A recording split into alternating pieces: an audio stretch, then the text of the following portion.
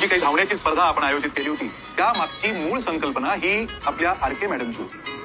आपल्या अनेक विद्यार्थ्यांचे पालक हे शाळेपासून लांब वेगवेगळ्या गावामध्ये राहतात, त्यामुळे मुलांची आणि पालकांची फारशी भेट होत नाही. जर मुलं आणि पालक एकत्रितपणे शर्यतीत भाग घेऊन धावले तर एक कुटुंबाचा म्हणून तो इव्हेंट होईल आणि त्यामुळे घडलंही तसंच. आज आपल्या विद्यार्थ्यांच्या घराघरात कुटुंबामध्ये खूप चांगल्या पद्धतीने ही गोष्ट पोहोचली आणि मला तुम्हाला एक अत्यंत महत्वाची बातमी द्यायची होती.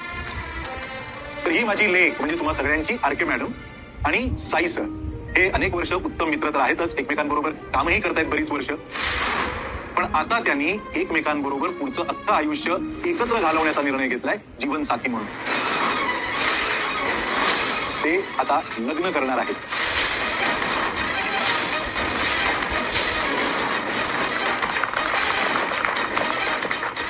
सो मला तुम्हाला आत्ताच याच आपल्या कॉन्फरन्स मधून आमंत्रण करायचं. काय झालं बाबा, चल ना, तू का थांबलास? तर मंडळी, या रंबा मालिकेच्या आजच्या भागामध्ये आपण पाहणार आहोत सगळेजण प्रेस कॉन्फरन्समध्ये मीटिंग करिता बसलेले असतात आणि तेव्हाच आता अण्णासाहेब एक मोठी घोषणा करणार असतात. त्यामुळेच त्यांनी रमा आणि साईला सुद्धा तिथं बोलवून घेतलेलं असतं. तर अण्णासाहेबांनी आता जे काही शिक्षक असतात त्यांचं कौतुक केलेलं असतं, कारण त्यांना आता पूर्णपणे खात्री पटलेली असते की व्यवस्थितपणे तुम्ही हे सगळं कामकाज केलेलं आहे. खरं तर रमाची अशी इच्छा होती की हे जे कन्सेप्ट तिने ठेवलं होतं की मुलांना आणि पालकांना जवळ आणण्याचं, त्यामुळे ते तर आता शक्य झालेलं आहे. पण तुम्हा सगळ्यांना अजून एक खुशखबर द्यायची आहे, ती म्हणजे लवकरच साई आणि त्यासोबत तुमच्या आरके मॅडम लग्नबंधनात अडकणार आहेत. इतके वर्ष ते दोघेही जण सोबत होते, एकमेकांना डेट करत होते, पण आता त्यांच्या लग्नाची तारीख फिक्स झालेली आहे असं देखील आता म्हटलं जातं. आणि जेव्हा आता हे सगळं काही म्हटलं जातं ना, तेव्हा मात्र आता रमाला जबरदस्त असा धक्का बसतो. तर दुसरीकडे अक्षयने सुद्धा आता इथे सगळं ऐकलेलं असतं, म्हणजे साईज आणि रमाच्या ज्या काही लग्नाबद्दल सांगितलं जातं हे आता अक्षयने ऐकलेलं असतं. तर अक्षयला हे ऐकून जबरदस्त असा त्रास होतो. विचारायला इतके दिवस वाटत होतं की रमानं ते साईसोबत लग्न केलं आहे, पण ते लग्न काही झालेलं नव्हतं. पण आता जेव्हा ही सगळी गोष्ट त्याला समजते ना, तेव्हा मात्र आता त्याला समजतच नसतं की काय करू आणि काय नाही ते. तर साई मात्र आता रमाकडे पाहत असतो आणि त्याला त्याच्या चेहऱ्यावर सरळ सरळ दिसत असतं की रमा या सगळ्यामुळे खुश नाहीये. मात्र अण्णासाहेब आता म्हणतात की एका आठवड्याभरातच यांचा साखरपुडा आहे आणि महिन्याभरातच यांचं लग्न सुद्धा होणार आहे अशी देखील आता घोषणा केली जाते. त्याच वेळेला सगळं काही एकदम फास्ट घडते हे कुठेतरी वाटत असतं आणि म्हणूनच रमा जी आहे ती थोडी डिस्टर्ब असते.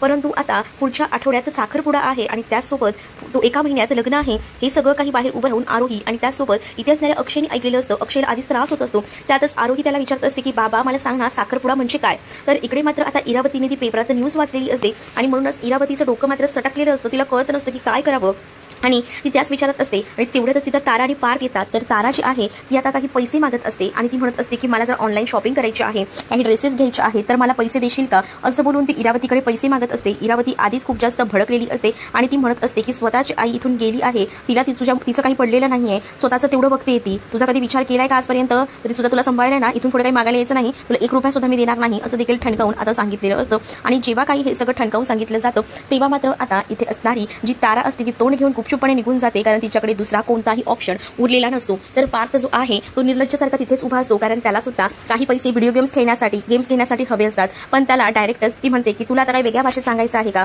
हिला तर मी सांगितलं ना, तेच तुला तर वेगळं सांगू का, तुम्हा दोघांनाही 1 रुपया सुद्धा मी देणार नाही, चालते वा इथून, दोघांनाही सांभाळायला किंवा इथे मी बसली आहे का असं बोलून ती दोघांनाही सुनावू लागते. कारण तिच्या मनामध्ये आता बऱ्याच गोष्टी सुरू असतात, कारण तिने इतके वर्ष जे काही ठरवून आणलं होतं ते सगळं आता कुठेतरी धुईस मिळतं की काही अशी भीती असते. आणि तिला असं वाटत असतं की ते आरकेची आणि त्यासोबत या अक्षयची भेट व्हायला नको, काही झालं तरी सुद्धा त्याला कळायला नको किती श्रम आहे आरके मॅडम म्हणजे, तोपर्यंत त्याच्या आधीच मला काहीतरी करावं लागेल, म्हणजेच अक्षयच्या आयुष्यात कोणतीतरी मुलगी आणावी लागेल जेणेकरून अक्षय त्या मुलीमध्ये रमेल, असं डोक्यामध्ये त्या इरावतीचा विचार सुरू असतो. आणि त्याचमुळे आता ती विचार करू लागते की काय करावं लागेल, कोणाला आणावं लागेल, यासाठी तिचे प्रयत्न जे आहे ते आता सुरू असतात. तर दुसरीकडे मात्र आता इरावती म्हणत असते की पण ही रमाची आहे ती आता या कर्णिकांकडे कशी गेली. तर तिथे आता डोक्याला हात लावून इरावती बसलेली असते. तेवढ्यातच तिथे आरोही आणि अक्षय येतात. आरोही आणि अक्षय जेव्हा तिथे येतात ना, तेव्हा मात्र आता आरोहीला ट्रॉफी मिळालेली असते म्हणून आरोही खूप जास्त खुश असते. आणि आरोही धावत पळत तिथे येते आणि सांगू लागते की ही बघ इरावती आजी, मी आणि बाबा मॅरेथॉन स्पर्धेत धावलो ना, तर तिथे मला ही ट्रॉफी मिळाली आहे. आणि तुला माहिती आहे का, बाबाला यायला उशीर झाला ना, मग तिथे ना त्या आरके मॅडम होत्या, त्या सुद्धा माझ्यासोबत धावल्या, म्हणूनच ना मी ही स्पर्धा जिंकली. आणि सगळीच जण ना आम्हाला फॅमिली म्हणत होते, पण मी त्या आरके मॅडमना एवढे दिवस आई म्हणत होते ना, पण मी त्यांची नंतर माफी मागितली आणि त्यांना सांगितलं की नाही, इथून पुढे मी तुम्हाला आई म्हणणार नाही. हे सगळं काही इरावती जेव्हा ऐकते ना, तेव्हा मात्र तिचा मनस्ताप होत असतो. दुसरीकडे मात्र अक्षय आहे या सगळ्या टेन्शनमध्ये असतो आणि त्यातच तो आता पाणी पित असतो आणि जेव्हा आता तो पाणी पित असतो ना तेव्हा मात्र त्याला खूप जास्त असा त्रास होत असतो, पण तो कोणालाही तो त्रास सांगू शकत नसतो. दुसरीकडे इरावतीला सुद्धा ही ट्रॉफी बघून खूप जास्त त्रास होत असतो. ती सुद्धा आता विचार करत असते की हे सगळ्या काही काय गोष्टी घडून आलेल्या आहेत, म्हणजेच हे सगळं काही विचित्रच घडलं आहे.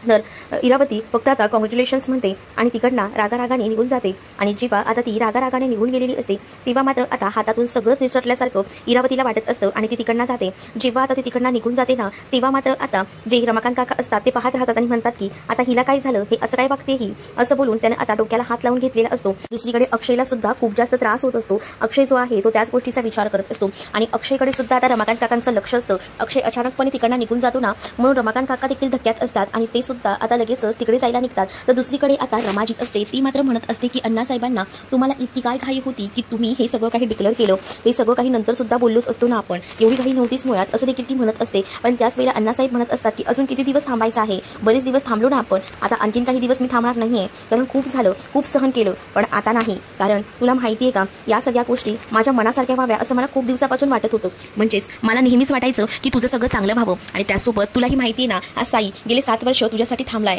आणि आता तू जर असं वागत राहिलीस तर कसं चालेल, असं देखील आता ते म्हणत असतात. तर दुसरीकडे मात्र रमाला हे देखील म्हणतात की मला या सगळ्या कठीण प्रसंगातून तुम्हीच बाहेर काढले, माझं असं कोण होतं नव्हतं ना, पण तुम्ही दोघांनी त्यावेळेला मला आसरा दिलात म्हणून मी या जगात आहे. मग मला जोपर्यंत मी या जगात आहे ना तोपर्यंत तुम्हा दोघांना एकत्र येताना पाहायचं आहे. रमा जुन्या भूतकाळात एवढे दिवस रमून बसू नको, नवीन आयुष्याची सुद्धा सुरुवात करायला हवी आणि त्याचा विचार करायला हवा. आणि म्हणूनच मी तुला सांगतोय की या सगळ्या गोष्टीच्या आहेत ना त्या अडकून ठेवू नकोस, यामध्ये राहू नकोस, तू बाहेर पड, तू साईचा विचार कर. मला बाकी काही माहीत नाही, या आठवड्यामध्ये तुमचा साखरपुडाही होईल आणि या महिन्याभरात तुमच्या दोघांचे लग्नही होईल, यामध्ये मला कोणतेही चेंजेस करावेशी वाटत नाहीयेत, असं देखील आता डायरेक्टली त्यांनी सांगितलेलं असतं. आणि जेव्हा या सगळ्या गोष्टी आता अण्णासाहेब सांगू लागतात तेव्हा मात्र साई आणि रमा हे दोघंही जण काहीच बोलू शकत नसतात, कारण रमाकडे सुद्धा बोलायची कोणतीही संधी राहिलेली नसते. सगळं जर अण्णाने ठरवलेलं असलं तर अण्णांना सुद्धा कसं नाराज करायचं हे सुद्धा तिच्या डोक्यात विचार सुरू असतात. पण आताच तिच्या आयुष्यात कुठेतरी अक्षय आणि त्याचसोबत आरोही पुन्हा आलेली आहे हे सुद्धा रमा सांगू शकत नसते, कारण अण्णासाहेबांचा आनंद हा तिच्या डोळ्यात तिला दिसत असतो आणि म्हणूनच ती विचार करते की नाही आता अण्णासाहेबांना सांगून परत मी त्यांना डिस्टर्ब करणार नाहीये असं सुद्धा मनापासून ती ठरवते आणि ती आता शांत राहते. तर दुसरीकडे मात्र आता अण्णासाहेब जे असतात ते म्हणत असतात की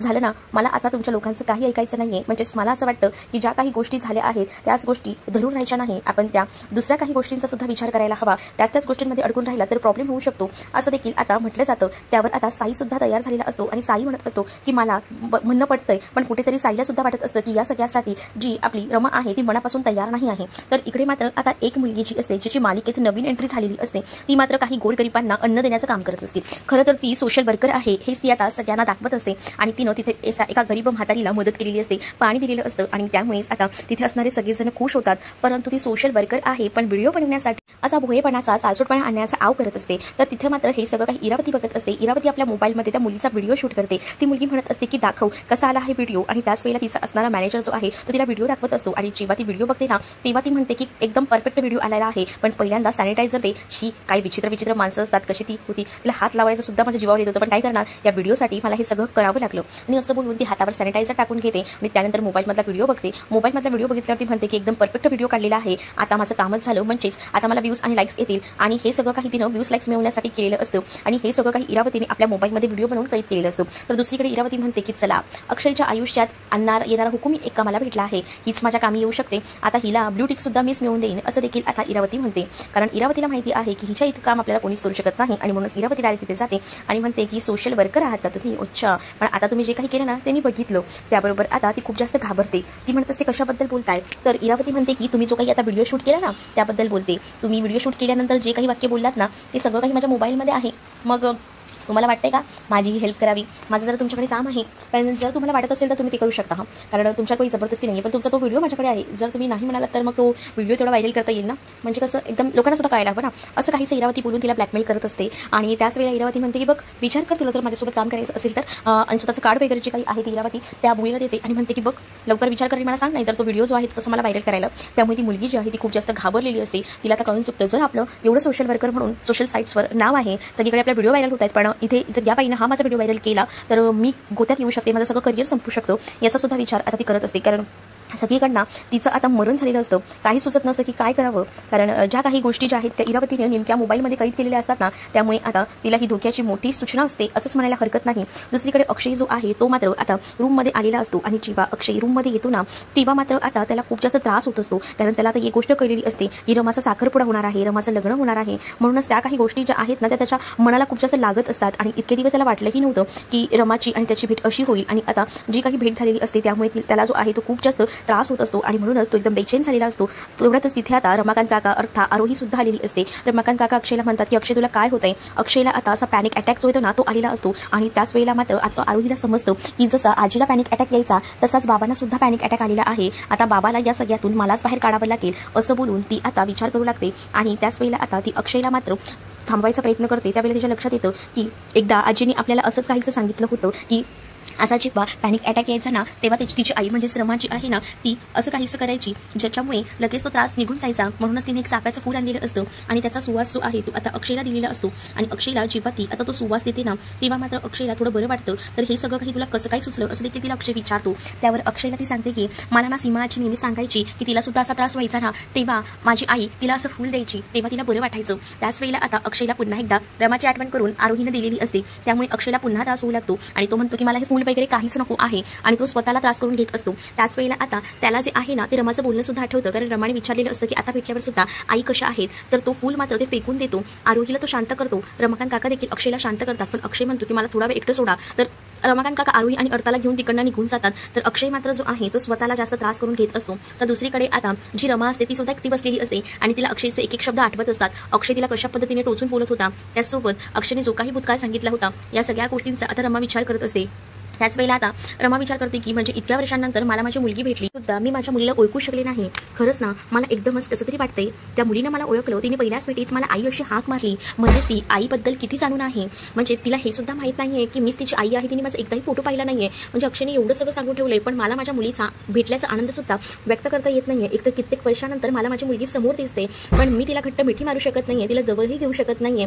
असं देखील आता रमा एकटीच रडत बसत बोलत असते. त्यातच अण्णांनी आता तिचं आणि त्याचसोबत आता साईचं लग्न करण्याचा घाट सुद्धा घातलेला असतो. त्यामुळे रमा जी आहे ती कुठेतरी डिस्टर्ब असते आणि त्यामुळेच ती आता विचार करत असते की काय करू. म्हणजेच तिला कळत नसतं की एकीकडे लग्न एकीकडे मुलगी हे दोन्ही एकत्र तिला सापडलेलं असतं. पण आता तिला कोणता पर्याय निवडायचा हे मात्र कळत नसतं. कारण इतक्या वर्षानंतर आता आरोही आणि अक्षय तिला पुन्हा भेटलेले असतात आणि तेव्हाच इथे अण्णांनी सुद्धा तिच्या लग्नाची आणि त्यासोबत साईच्या साखरपुड्याची घोषणा केलेली असते. त्यामुळे मनातून आता रमा खूप जास्त खचलेली असते. रमाला कळत नसतं की आता काय करावं आणि त्यामुळेच आता रमाला या सगळ्यातून बाहेर पडण्यासाठी मात्र ती आता विचार करत असते. तिच्या डोक्यात बऱ्याच गोष्टी सुरू असतात पण कुठून मार्ग काढायचा कळत नसतं. दुसरीकडे आरोही जी आहे ती सकाळी उठलेली असते आणि डोळे बंद करतच चालत असते. तेवढ्यातच राणी तिला थांबवते. राणी म्हणत असते की काय झाले. तर आरोही म्हणते की तुला माहिती आहे ना मला डोळे उघडल्या आधी बाबाला बघायचं असतं. बाबा कुठे आहे मी त्याला शोधत आले. तर इकडे मात्र अक्षय आता हॉलमध्ये झोपलेला असतो आणि तिथं राणी आणि आरोही येतात. अक्षयला राणी उठवत असते आणि म्हणत असते की दादा ही काही आली आहे आणि डोळे सुद्धा उघडत नाहीये, हिला पहिल्यांदा तुम्हाला बघायचं आहे. तर अक्षय सुद्धा तिच्याकडे पाहून हसतो. तर आता राणीला अक्षयचे डोळे लाल दिसतात. राणी सुद्धा अक्षयला विचारते की डोळे लाल कसे झाला तुमचे. पण अक्षय काहीच बोलत नाही. दुसरीकडे आरोही म्हणते की बाबा तू उठलायस का, मला तुलाच पहिल्यांदा पाहायचं आहे. तर त्याच वेळेला आता अक्षय तिला बुद्धबुद्धल्या करतो. त्याबरोबर ती डोळे उघडते. तर अक्षयला जेव्हा ती पहिल्यांदा पाहते तेव्हा तिला आनंद होतो. तर दुसरीकडे मात्र आता अक्षय म्हणत असतो की चल आता ना सगळं काही फ्रेश करायला हवं, आवरायला हवं, तुला सुद्धा स्कूलला जायचे, मला सुद्धा कामाला जायचे. तर त्याच वेळेला आरोहीला सुद्धा अक्षयचे डोळे लाल दिसतात. ती त्याला विचारते काय झालं बाबा, तू रात्रभर झोपला नाहीस का. अक्षय म्हणतो की नाही का बाळा झोपलो होतो, तुला असं का वाटतंय, सांग ना मला, तू रडत होतास का रात्री, असं देखील आरोही जी आहे ती अक्षयला विचारते. अक्षय म्हणतो नाही का बाळा असं काही सुद्धा नाहीये, तुला काहीतरी गैरसमज होतोय, पण चल आता आपल्याला आवरायला हवं, आधीच खूप उशीर झाला आहे, मग स्कूलला जायला लेट होतो, चल तुलाही फ्रेश करतो, मी स्वतः फ्रेश होतो, असं आता अक्षय जो आहे तो आरोहीला सांगतो. आणि त्यानंतर आता स्वतः आधी फ्रेश व्हायला रूम मध्ये निघून जातो. तर आरोही मात्र आता विचार करत असते आणि आरोहीला समजत नसतं. आरोही आता राणीला म्हणत असते की खरंच ना बाबाला कसला तरी त्रास होते, पण बाबा सांगत नाहीये, काय होत असेल बाबाला, आणि बाबाला सुद्धा आईची आठवण येत असेल का, असं बोलून आता ती राणी समोर आपलं मन जे आहे ते व्यक्त करत असते. तर पुढील भागामध्ये आपल्याला पाहायला मिळतं साई जो आहे तो आता रमाला म्हणत असतो की तुम्ही मनापासून या सगळ्यासाठी तयार नसाल ना तर मला सुद्धा हे लग्न काही करण्यामध्ये इंटरेस्ट नाही आहे, नको करूया आपण हे लग्न, मी बोलतो अण्णासाहेबांशी. आता साई म्हणतो. पण त्याच वेळेला आता रमा त्याला म्हणते की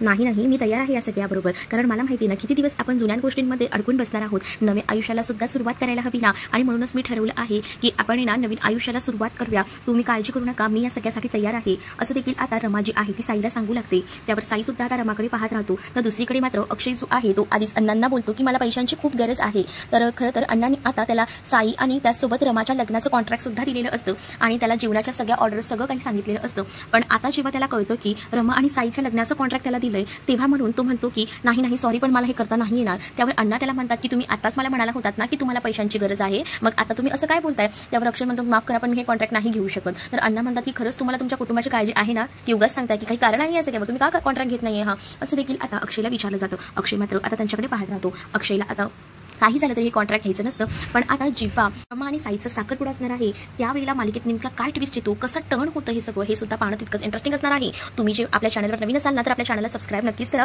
व्हिडिओ आवडला असेल तर व्हिडिओला लाईक करा. चला तर मग भेटूया पुढच्या व्हिडिओत. तोपर्यंत टाटा बाय.